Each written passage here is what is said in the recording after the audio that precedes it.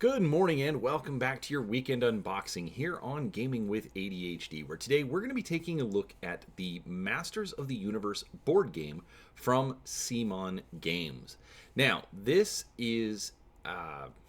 was recently released into retail. They did a Kickstarter for it. I actually did not back the Kickstarter, but this was also a game that I'd sort of passed. I didn't like the final cost from the Kickstarter, plus the shipping, plus the weight, and so I actually had kind of written it off.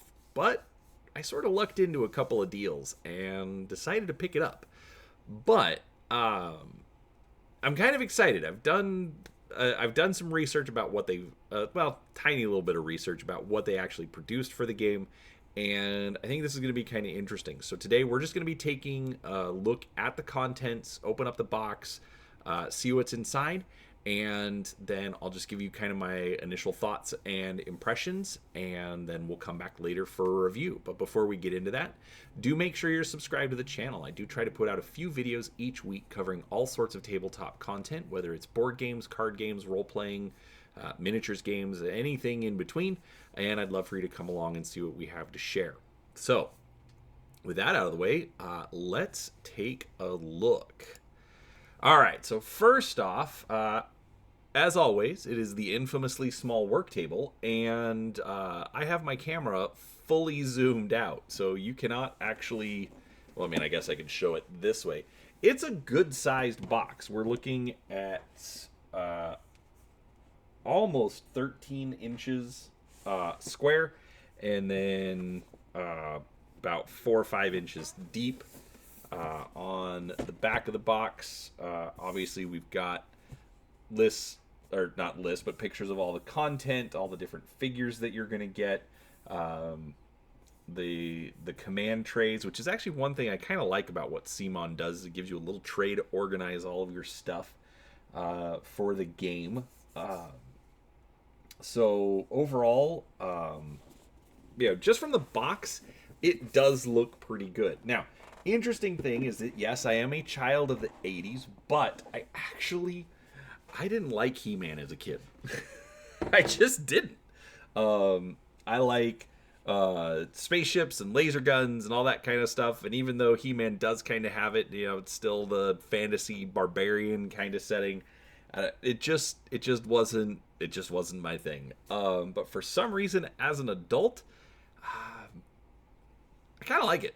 It's fun. Just the campiness, the craziness, the hey, we're gonna put a little bit of everything in here. I think just adds a lot of just fun to the property. And based on like the Kickstarter and that kind of stuff, so far, now I haven't read all of the rules. Like I said, I opened it up. I did peek through the rule book a little bit before recording this. But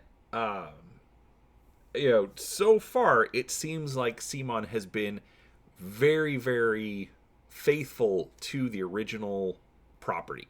The toys, the cartoons, all of the early material for the game. So that is one thing that right off the bat I will mention.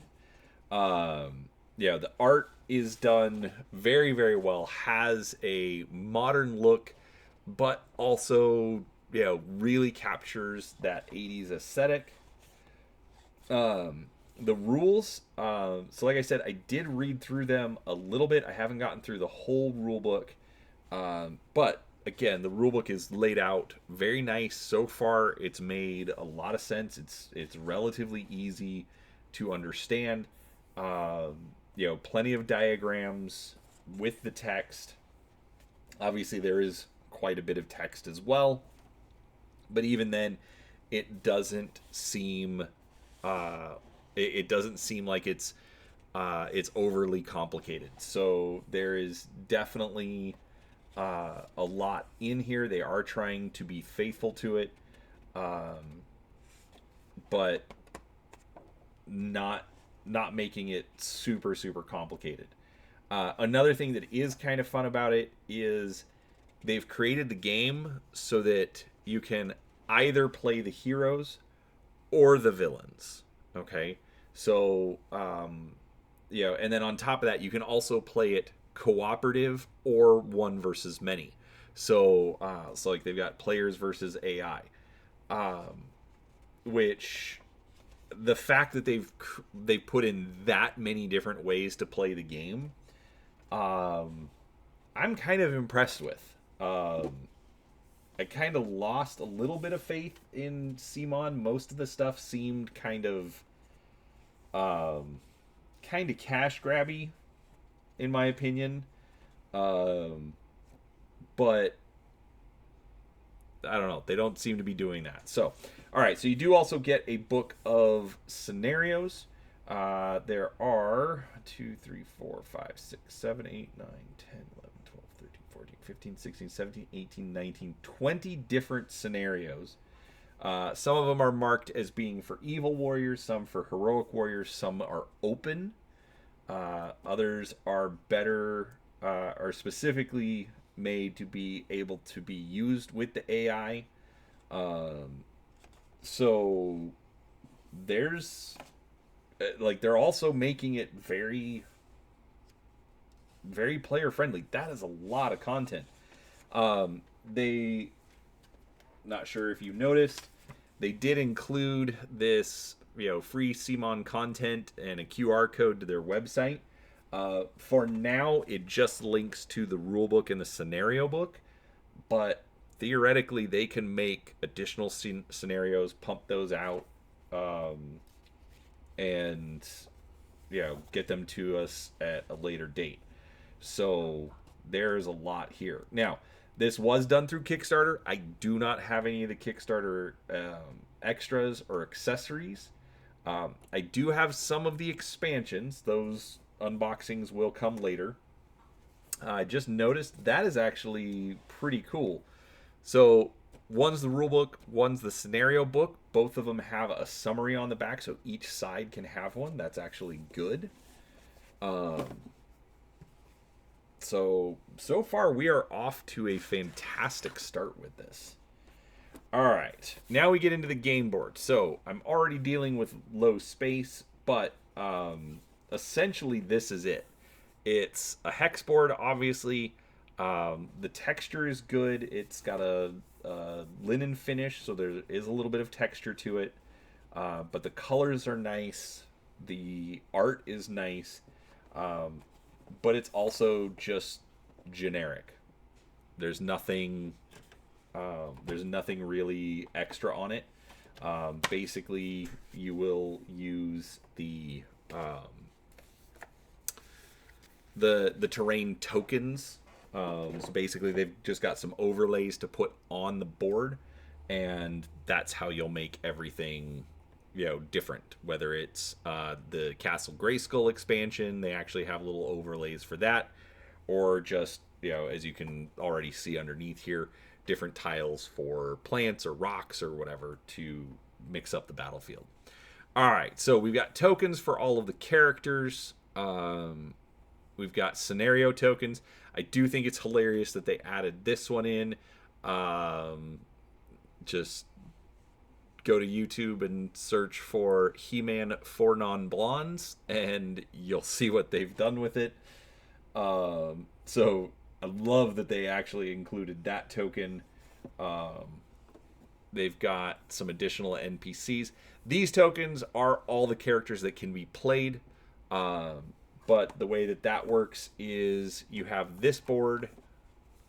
So again, I've read a little bit of the rules. And you'll actually put the token on the health level for the character, and then you'll use this to track it. So there's no health tokens, which I actually like that.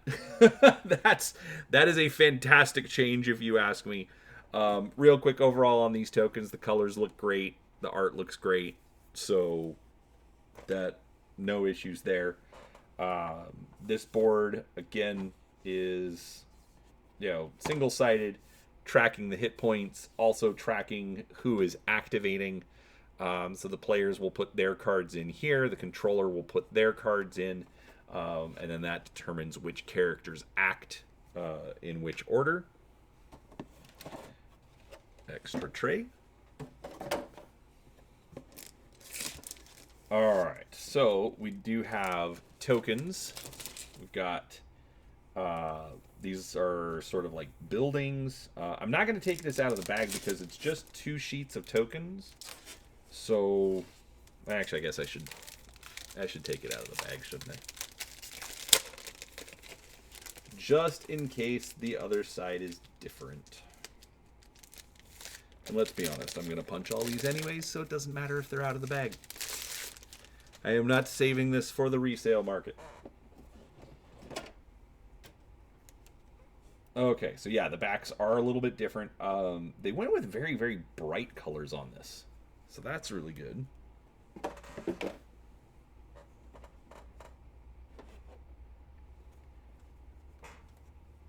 Even more. Overall, the production on this is amazing. Alright.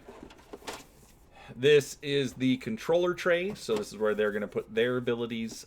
They've definitely improved these over the years, so there's a little bit of a divot, so when you want to take the card out, you just push down, and it'll pop the card right up. Spots to put your energy, or power tokens, I should say. Actually, I think it goes this way.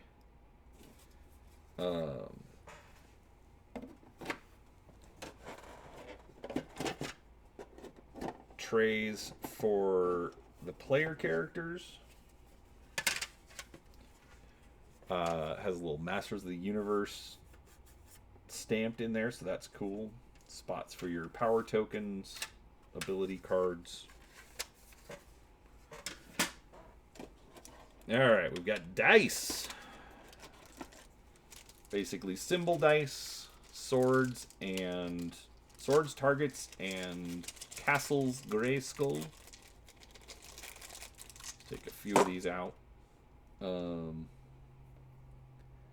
Dice seem a little dirty. Maybe that's supposed to be marble. I don't know. Maybe it's just dirty and it just needs to be cleaned up.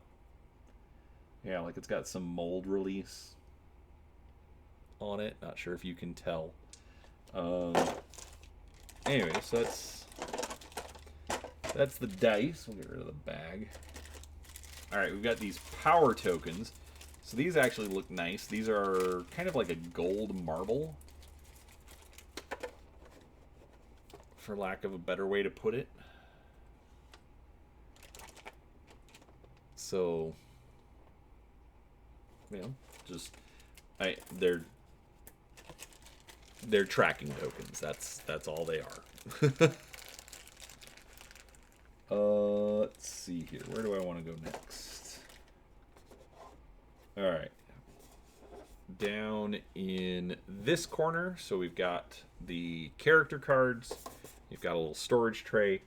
They're definitely getting better as far as adding storage. You've got a little storage compartment there. Not quite sure what that goes in that one. We've got some larger cards. All right, let's go ahead and open these up.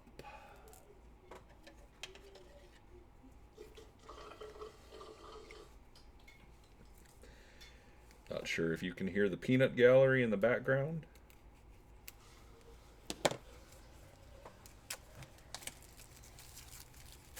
Alright, so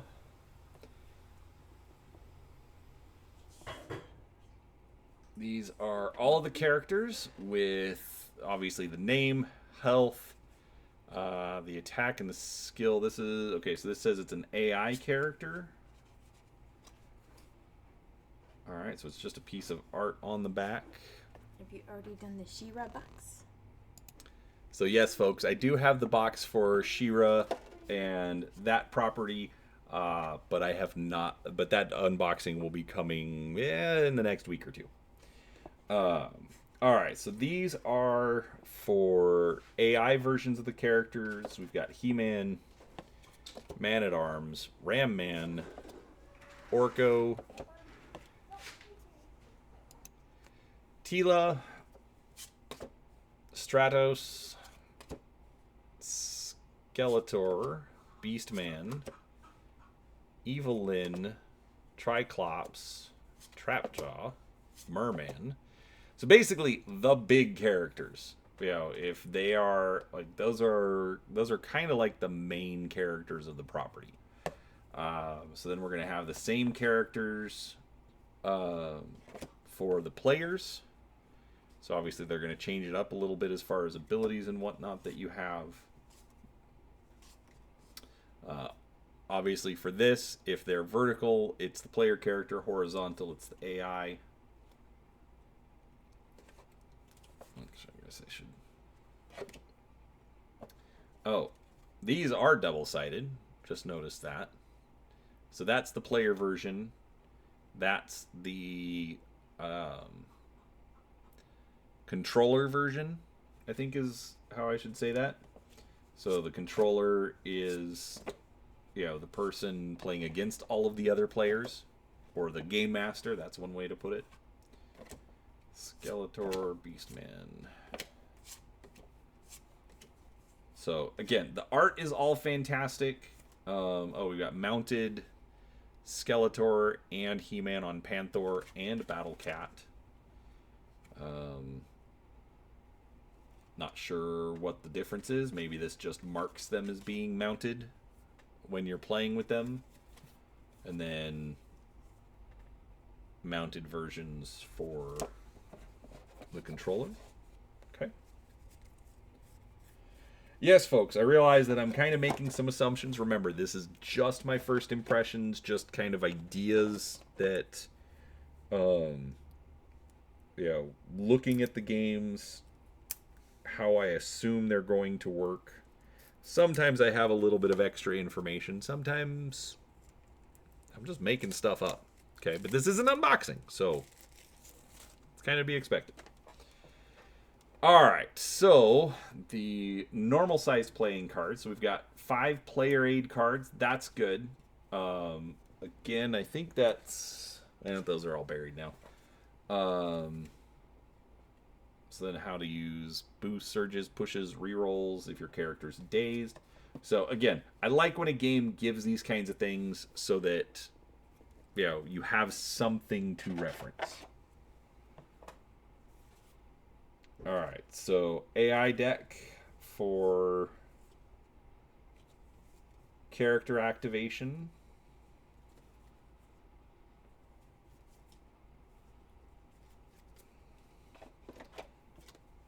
You've got strategy activation cards for the AI rules.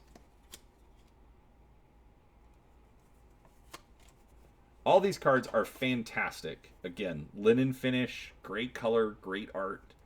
We've got Hover Robot minions, Shadow Beast Elite minions, Eternian Soldier minions, Royal Guard Elite minions, NPCs for Queen Marlena, King Randor, Prince Adam, and Cringer.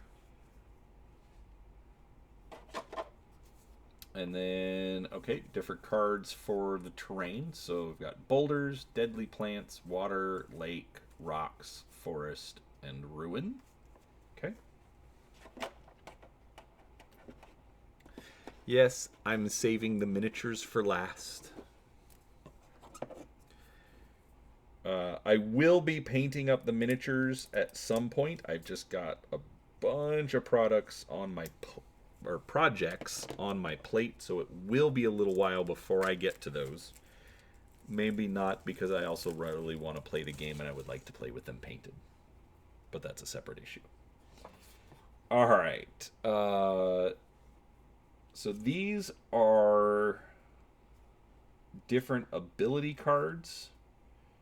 Abilities for the heroes, which... Alright, so you've got green, yellow, and red for each of the characters. So I'm going to assume that you use one of each of the skills, but then they're double-sided, so it'll give you a little bit of variety.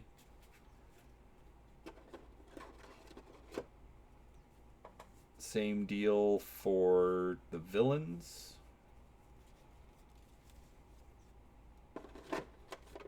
We've got strategy cards.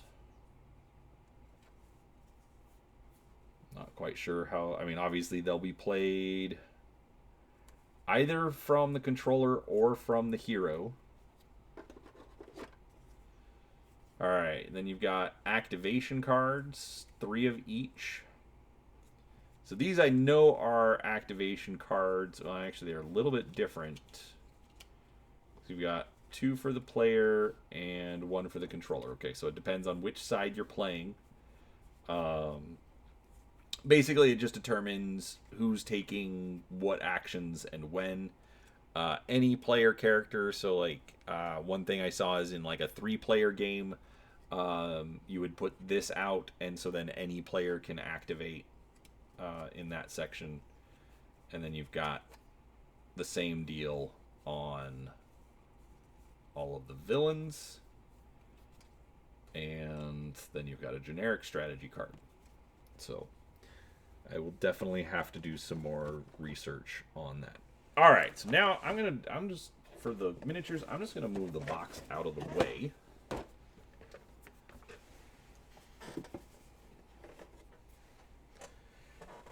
Let's zoom out a little bit. Okay, so this is actually kind of nice. So it says top tray, and then it shows what miniatures and where they go. And then the bottom tray, again, which miniatures and where they go. This is actually kind of funny. They put that QR code in like 6 different places in this game. They really want you to know that there is free content for the game. So it's all in the box. You do get a nice little tray to store it in, which I was thinking about tossing it, but actually after having looked at it, I'm probably going to end up saving it. Alright, so we've got pink for the good guys, we've got gray for the bad guys.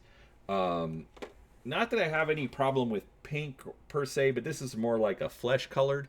I don't really want my miniatures to be flesh colored, so these are absolutely going to get painted. But overall, I mean, they're standard PVC. I mean, a little more rigid than I'm used to.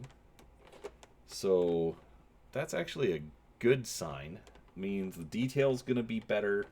You're going to have less. I mean, you can see that there's a little bit of bend in the halberd, but overall it's okay.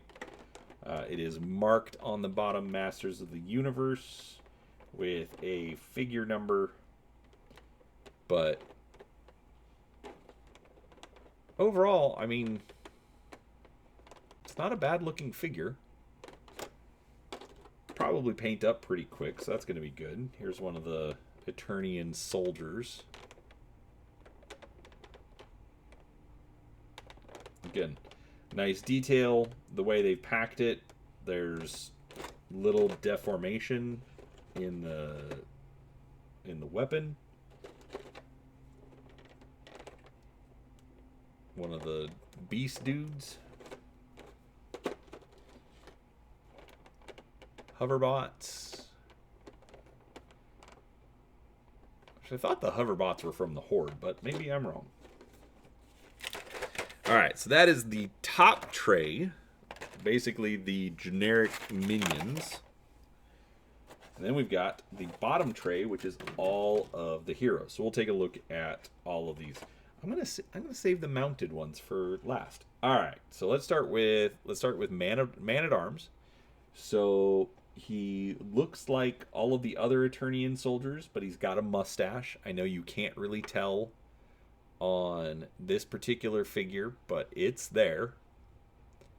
Blame the lighting.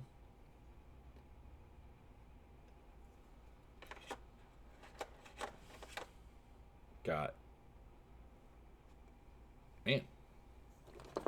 Let's take a little bit of the lighting away.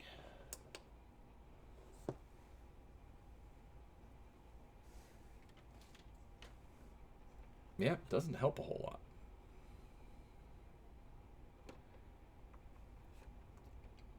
Anyhow, so that's Tila. Overall, looks fine. Sword's nice and straight. Not very bendy either.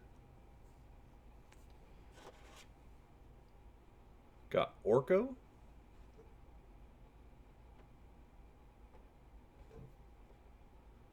I don't see his feet. It's okay, you never see his feet. Ram Man. Again, detail on these is really, really good. It's been a while since I bought a CMON product. These aren't bad. Stratos, nice little flying stand. I like how it's coming out of the jetpack.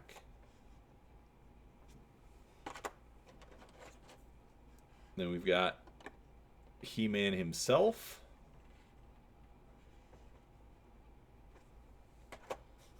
And He-Man on Battle Cat. The saddle is fully sculpted. The helmet, okay, the fact that the little horns come in, and they're probably called something else, but whatever. Man, this is actually really good. It was clearly pre-assembled at the factory, but that's fine. This is going to be a fun figure. All right, so let's start on the next one. We've got Merman.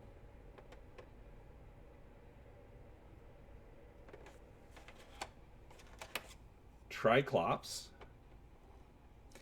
Again, these are all just like the main characters. They showed up a lot in the cartoons. They were popular as figures. They've been popular in the remakes. Evelyn.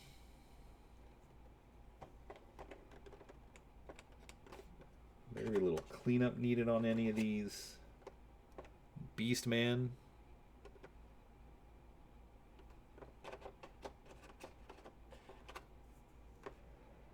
Trapjaw.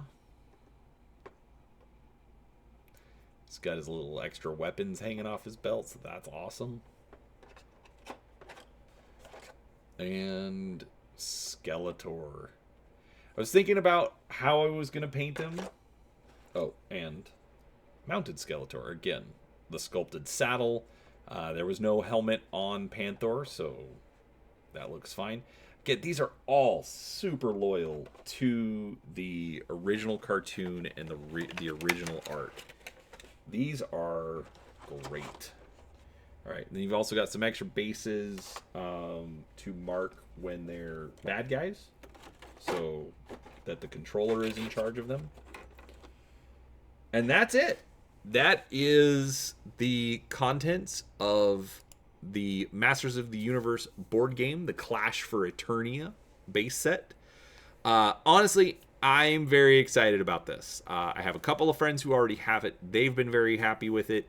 As a latecomer to the Masters of the Universe fandom, like I said, so far they are playing very close to the original source material.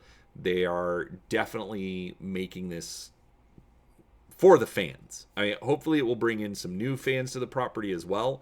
But they're absolutely respecting the original IP, and I think that is literally one of the best parts about it. So come back later. I will have a review for this eventually. I know I'm bad about doing that on my channel, but I'm addicted to buying games. I'm not going to lie.